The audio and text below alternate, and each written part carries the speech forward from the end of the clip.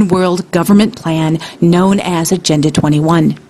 Start our second session this afternoon. You heard this morning about all the plans to transform your communities and rob your property and rip your whole communities apart in the name of sustainable development and smart growth.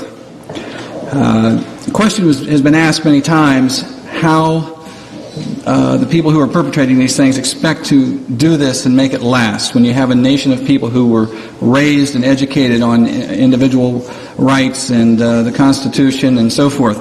And the answer to that is that you steal a generation of children and you indoctrinate them so that they accept these ideas and they become global citizens in the coming global village.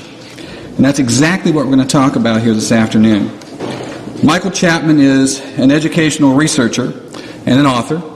He is also a member of the board of the Maple River Education Coalition and founder of the American Heritage Research.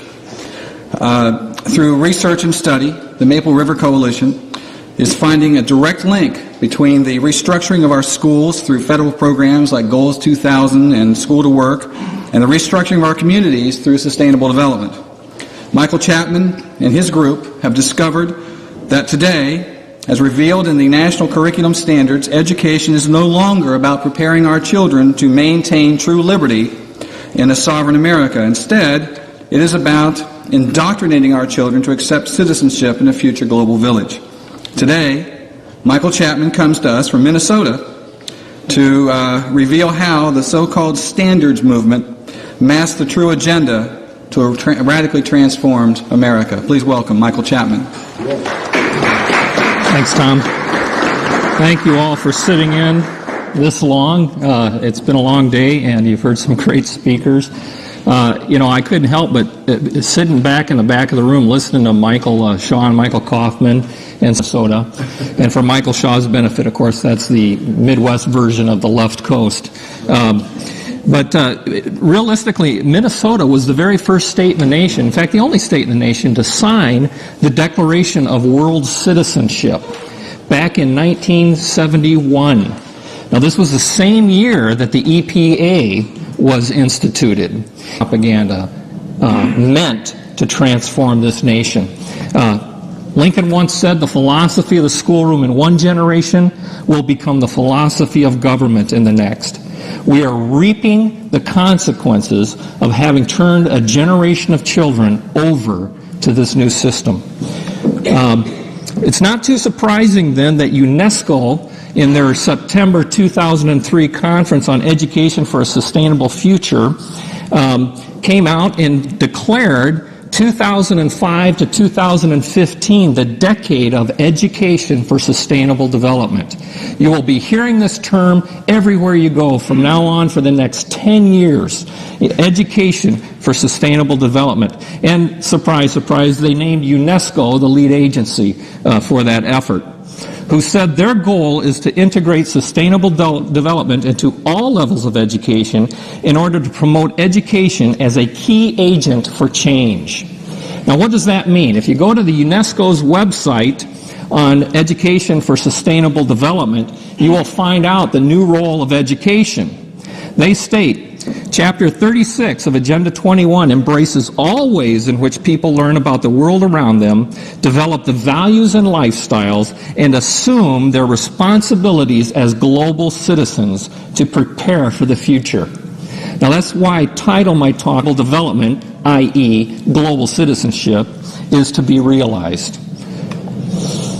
Now this is a bureaucratic revolution in education. The prime bureaucracy is the U.S. Department of Education, which was instituted in 1979 by President Jimmy Carter as a promise to put the principles of sustainable development in place before the term was coined. But this was the entire purpose of the U.S. Department of Education, now I believe the world's largest employer. Under its direction is the Office of Educational Research and Improvement. They oversee the 10 regional education laboratories.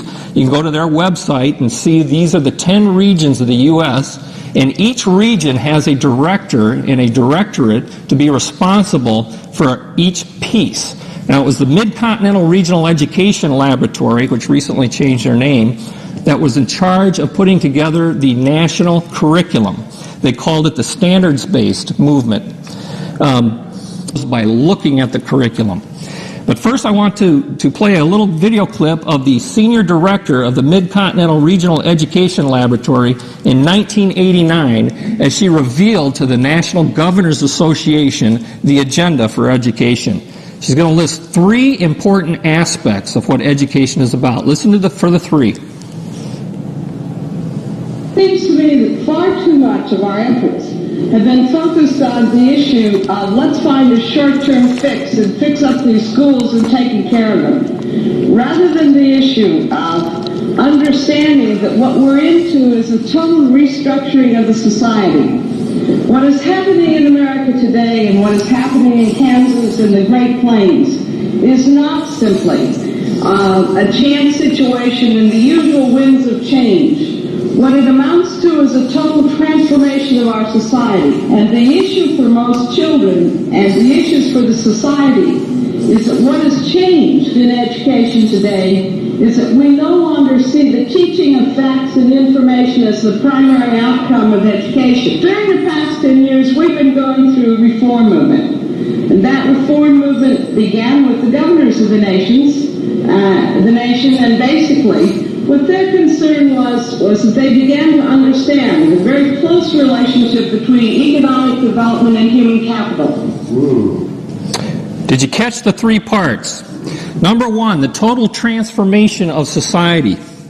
Number 2, facts and information, knowledge, is no longer the primary purpose of education.